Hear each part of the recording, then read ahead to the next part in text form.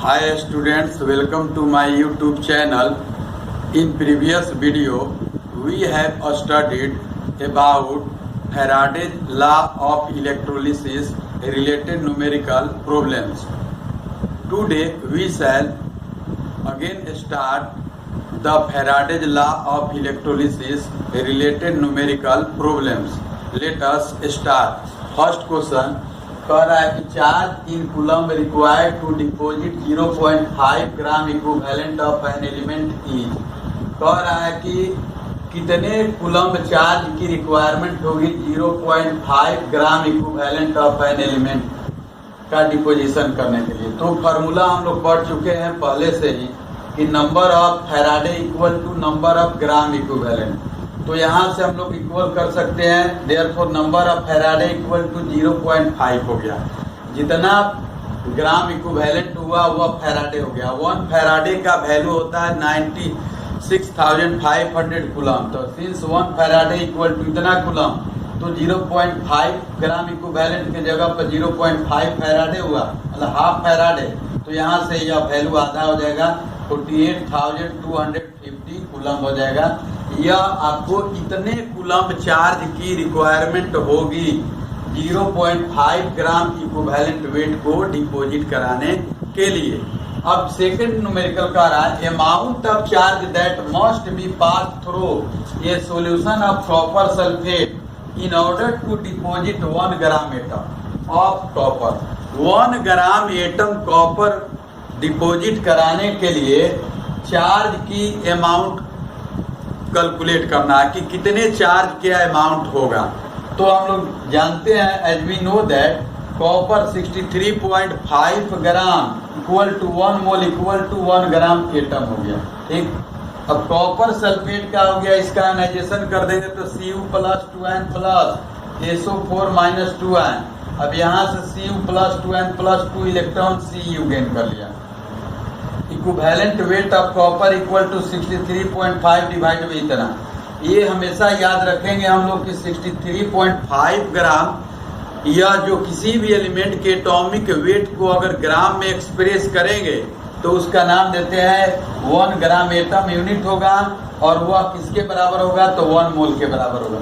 तो equivalent weight निकल गया यहाँ से 1 gram equivalent of copper equal to 31.75 gram हो गया। और इसको हम लोग कहेंगे जब 63.5 gram equal to 1 gram atom, तो हाफ हो गया, तो इसलिए हो जाएगा कितना हाफ ग्राम एटम। या इक्वल टू क्या होगा 1 फैराडे।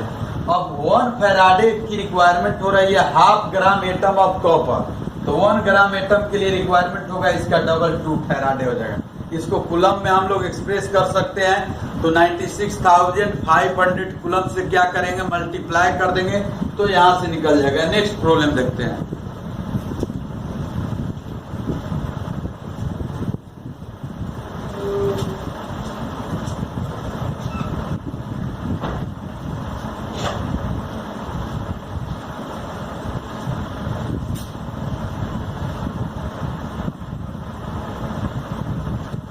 नेक्स्ट प्रॉब्लम कर रहा है the density of copper is 8.94 gram per cc या gram per millilitre. Find out the number of coulomb needed to plate, मतलब उसके ऊपर प्लेटिंग किया जा रहा है, उसका कोट किया जा रहा है लेयर एंड एरिया ऑफ दिया हुआ 10 के पावर 10 मल्टीप्लाई 10 सेंटीमीटर स्क्वायर या 100 सेंटीमीटर स्क्वायर एरिया दिया हुआ। कह रहा है कि 2 ए थिकनेस ऑफ 10 के power minus 2 centimetre using copper sulphate as a electrolyte. और उसमें कौन सा इलेक्ट्रोलाइट से लिया गया है तो कॉपर सल्फेट लिया गया। तो क्या करेंगे कॉपर सल्फेट का इलेक्ट्रोलाइट्स है, तो पहला नंबर हम लोग को वेट निकालने के लिए क्या करेंगे तो वेट इक्वल टू होगा वॉल्यूम मल्टीप्लाई क्या होगा डेंसिटी होगा। Weight of copper equal to होगा वॉल्यूम मल्टीप्लाई डेंसिटी। अब एरिया वॉल्यूम का मीनिंग क्या होगा, volume is 3 dimensional unit but area is 2 dimensional unit है। तो एरिया में अगर थिकनेस से मल्टीप्लाई कर देंगे या डेंसिटी से मल्टीप्लाई कर देंगे तो यह निकल जाएगा वेट, ये हो जाएगा वॉल्यूम, एरिया मल्टीप्लाई थिकनेस और मल्टीप्लाई डेंसिटी। तो 10 मल्टीप्लाई 10 हुआ एरिया, थिकनेस दिया है 10 के पावर -2 मल्टीप्लाई 8.94, यहाँ से आ गया 8.94 ग्राम आ गया। अब इसके बाद क्या है, 8.94 ग्राम वेट का डिपोजिशन कराने के लिए how many number of coulombs are required.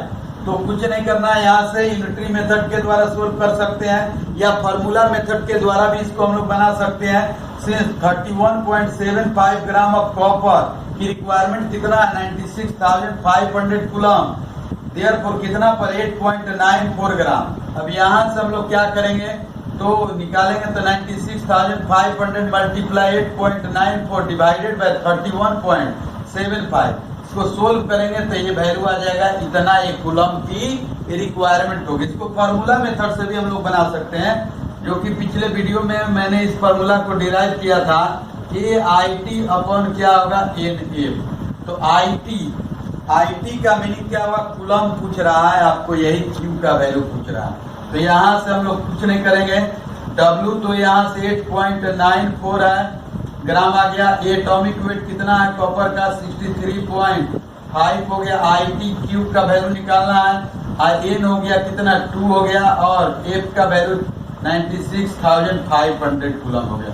कुछ नहीं तो यहाँ से आ जाएगा 30, को कैंसिल करेंगे 31.75 आ जाएगा, और Q इक्वल टू आ जाएगा 8.94 मल्टीप्लाई 96,500 और डिवाइडेड बाय 31.75। तो यहाँ से ये भी वैल्यू आ जाएगा इतना। फाइनली इसका भी वैल्यू सोल्व करेंगे तो आएगा 227,129 कूलम आंसर इसका आएगा। तो इस वे में हम लोग क्या कर सकते हैं, या तो फार्मूला मेथड से इसको सोल्व कर सकते हैं, या किस मेथड के द्वारा, यूनिटरी मेथड के द्वारा सोल्व कर सकते हैं। नेक्स्ट प्रॉब्लम देखते हैं।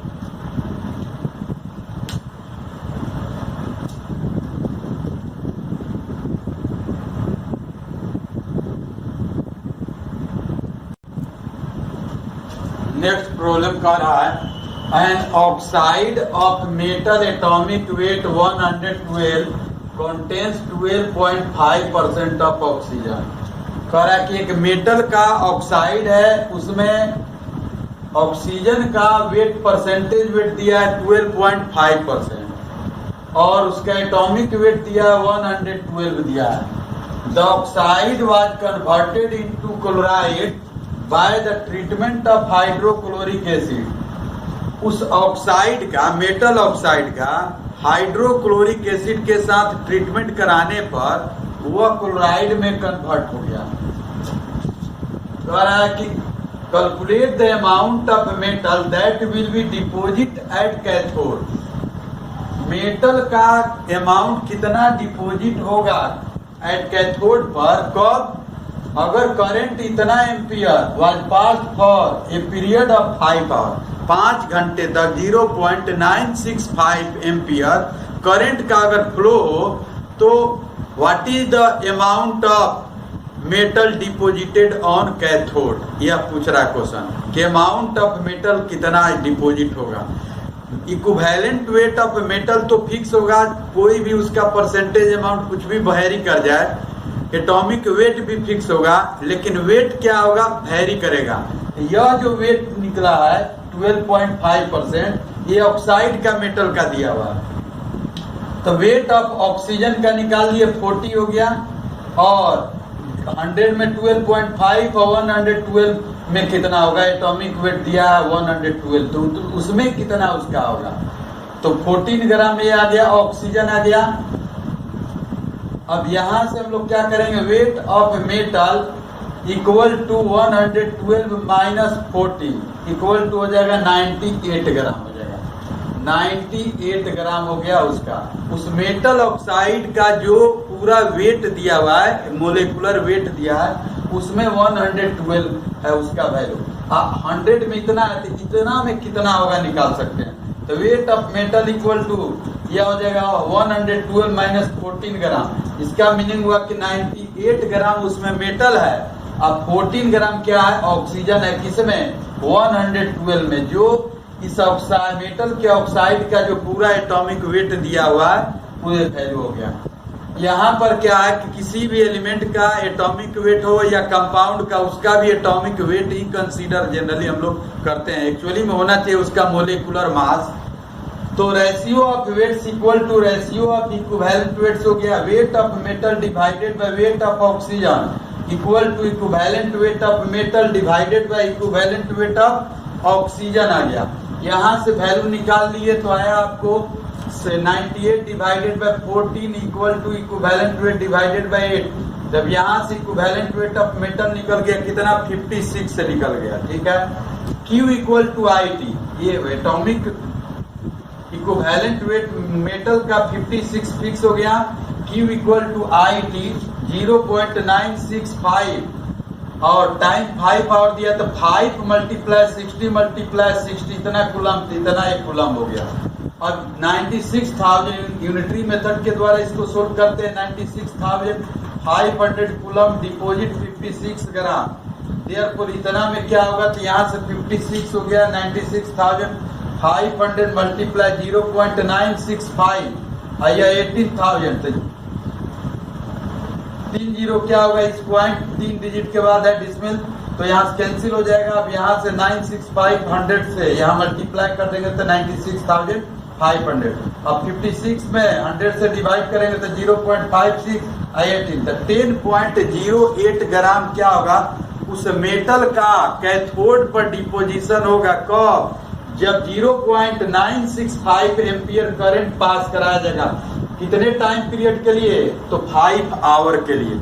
नेक्स्ट प्रॉब्लम कर रहा है, by passing a certain amount of charge through NaCl solution 9.2 litre Cl2 gas produced at STP when same charge is pass through a NO3 solution of metal. Metal का nitrate solution है, 7.46 gram of metal was deposit. कह रहा है कितना ग्राम metal deposit हो रहा है। Specific heat of metal is 0.216। What is the formula of a metal nitrate. Metal nitrate का क्या फार्मूला होगा। यह जो सॉल्यूशन है किसका है, मेटल नाइट्रेट का। NO3 सॉल्यूशन ऑफ मेटल कहिए या MnO3 सॉल्यूशन कहिए, तो इसका फार्मूला। यह क्वेश्चन, दोनों क्वेश्चन बहुत ही वेरी इंपॉर्टेंट क्वेश्चन है। कई बार कॉम्पिटिटिव एग्जामिनेशन में भी पूछ चुका है, एकेडमिक में भी तो पूछा है। तो इस प्रॉब्लम को सोल्व करते हैं हम लोग।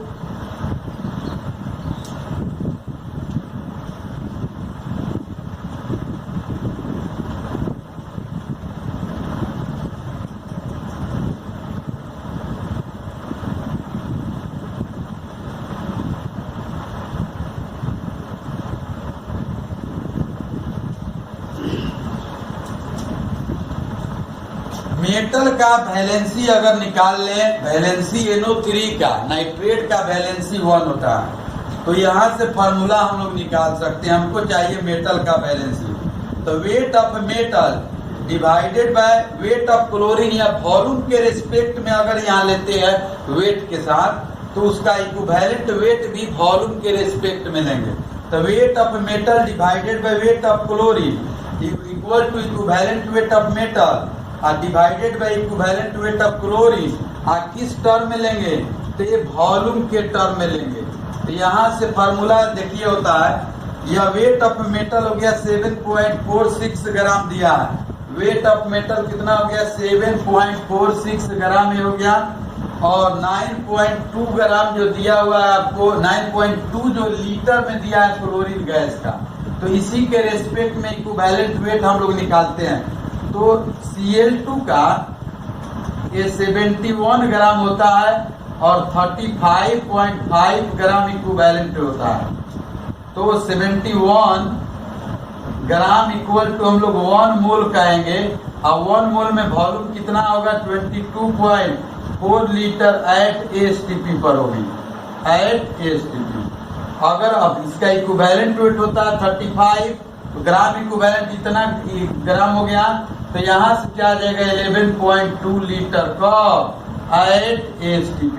तो इसको वॉल्यूम के रिस्पेक्ट में यहाँ पर इसका लेंगे इक्विवेलेंट वेट, ठीक है। और वॉल्यूम क्लोरीन का हो गया, तो 9.2 लीटर दिया है, तो यहाँ भी लीटर में रखेंगे, तो यहाँ से इक्विवेलेंट वेट ऑफ मेटल 072 आ गया। अब atomic weight multiply specific heat, बहुत ही इस क्वेश्चन, यह क्वेश्चन बहुत ही ट्विस्टेड है, बहुत ही इंटरेस्टिंग क्वेश्चन है। इसको कई स्टेप में इसको लिंक करेंगे तब ये क्वेश्चन सोल्व होता है। तो इसका पहला स्टेप तो ये हो गया, और दूसरा स्टेप ये हम लोग इसका निकाल देंगे, एटॉमिक वेट निकाल देंगे, और एटॉमिक वेट निकल जाएगा। तो एटॉमिक वेट निकल गया, क्या है कि फॉर्मूला होता है atomic weight multiply specific heat equal to 6.4 होता है। Atomic weight equal to 6.4 divided by 0.216 हो गया, 29 पॉइंट समथिंग आएगा, 29.6 क्या अप्रॉक्स आएगा। अब यहाँ से वैलेंसी हम लोग निकाल सकते हैं एटॉमिक वेट। एटॉमिक वेट में इक्विवेलेंट वेट ऑफ मेटल से डिवाइड करेंगे तो ये देखिए इसका वैल्यू जो आएगा 3 से ज्यादा आएगा, लेकिन valency is always taken in whole number. Valency को हमेशा हम लोग लेते हैं होल नंबर में ही लेंगे। तो 3 से ज्यादा है या 3 से कम है, उसका होल नंबर 3 आएगा। जैसे 2.9 तो उसका 3 ही लेंगे, 3.12 या 3.2 भी आएगा तो 3 उसका वैलेंसी लेंगे। तो 3 अप्रॉक्स आ गया। फार्मूला निकालने के लिए MnO3 शुरू में ही लिखे हुए हैं कि NO3 का वैलेंसी हम लोग को नॉन है, अब मेटल का वैलेंसी ज्ञात करना है। तब फार्मूला हो गया M का वैलेंसी 3 आ गया, नाइट्रेट का 1 आ गया। तो यहाँ से फार्मूला हो गया MnO3 का होल थ्राइस। तो जो मेटल नाइट्रेट है उसका फार्मूला हुआ MnO3 का होल थ्राइस। NO3 का वैलेंसी हुआ 1 और मेटल का वैलेंसी क्या हुआ 1। नेक्स्ट प्रॉब्लम देखते हैं।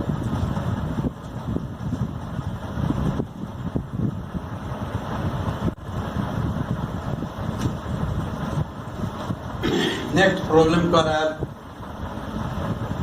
200 वाट एंड 110 वोल्ट लैंप है। एक लैंप है उसमें 200 वाट वोल्टेज 200 वाट है का है, 200 वाट का है और 110 वोल्ट ये हम लोग पास करा रहे हैं। Is connected in series with an electrolytic cell containing a solution. उसको इलेक्ट्रोलिटिक कॉन्टेनिंग सेल में हम लोग जोड़ दिया कनेक्ट, और उसमें क्या है जिंक क्लोराइड है। तो यहाँ ZnCl2। What weight of zinc will be deposit from the solution passing through a current for 30 minute. तो एक बल्ब है जिसका ये वोल्टेज कितना 110 वोल्ट है और कितने वाट का है वह बल्ब, तो वह 200 वाट का, 200 वाट का बल्ब है 110 वोल्ट, और उसको सीरीज में जोड़ दिया गया है। उसमें कौन सा इलेक्ट्रोलाइट्स है, तो ZnCl2 है, जिंक क्लोराइड का है। एटॉमिक वेट ऑफ जिंक दिया हुआ 65। तो कह रहा है कि कितना वेट जिंक का डिपॉजिट हो रहा है। What weight of zinc will be deposit from the solution passing through a current for 30 minute. तो जो करंट पास किया जा रहा है 30 मिनट के लिए, तो कितना वेट डिपॉजिट होगा। तो जो वाट और वोल्टेज जो दिया हुआ उससे हम लोग पहले करंट को ऑब्टेंड करेंगे। तो P equal to power equal to होता है वोल्टेज मल्टीप्लाई करंट होता है। तो 200 वाट का बल्ब है, लैंप है, और वोल्टेज कितना है 110 मल्टीप्लाई करंट I हो गया। तो I इक्वल टू क्या होगा 200 डिवाइडेड बाई 110, तो 20/11 आ गया। T 30 मिनट्स के लिए कह रहा है, 30 मल्टीप्लाई 60 करेंगे तो ये आ गया 1800 सेकेंड्स आ गया।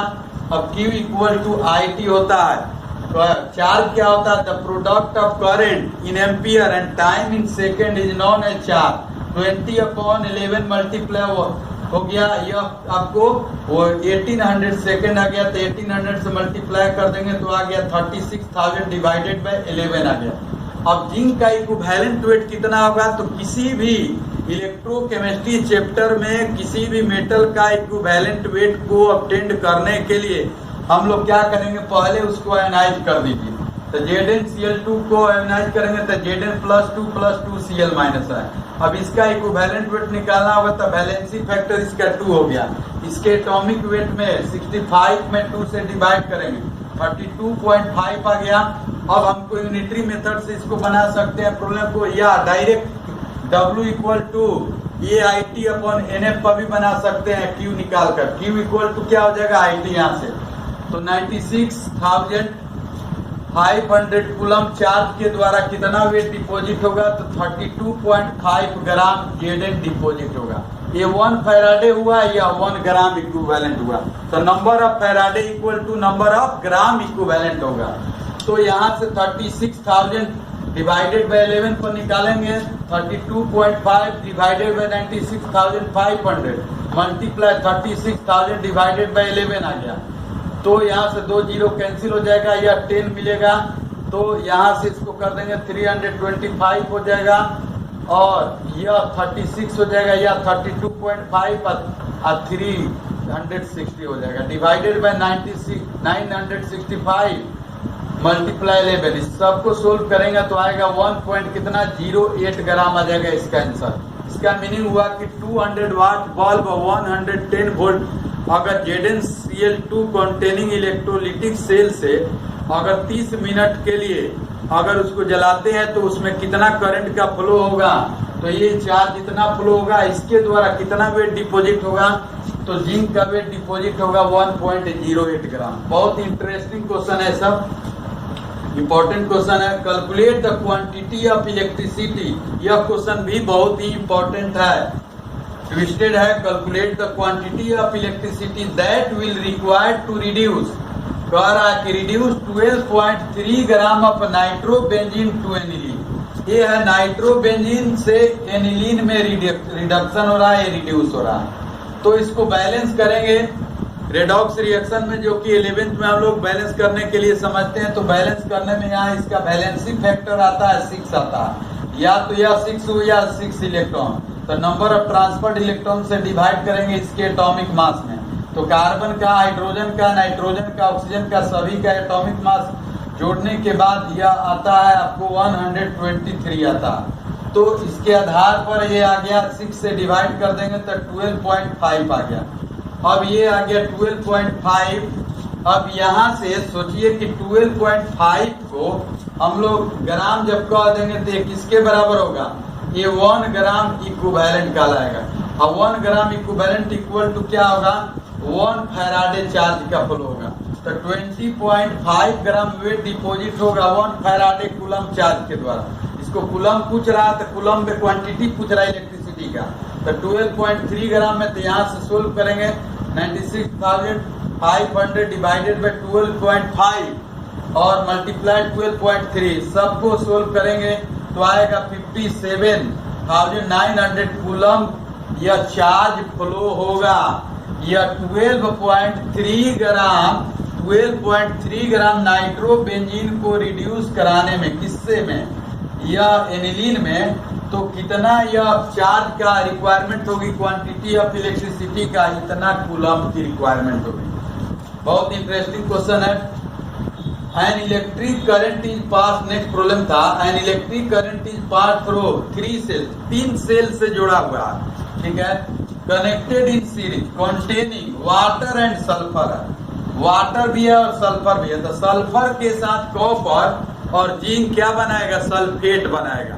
और सॉल्यूशन है तो वाटर है तो एक्वस फॉर्म में है ZnSO4, और एक्वस फॉर्म में आपको क्या है, कॉपर सल्फेट है, जिंक सल्फेट।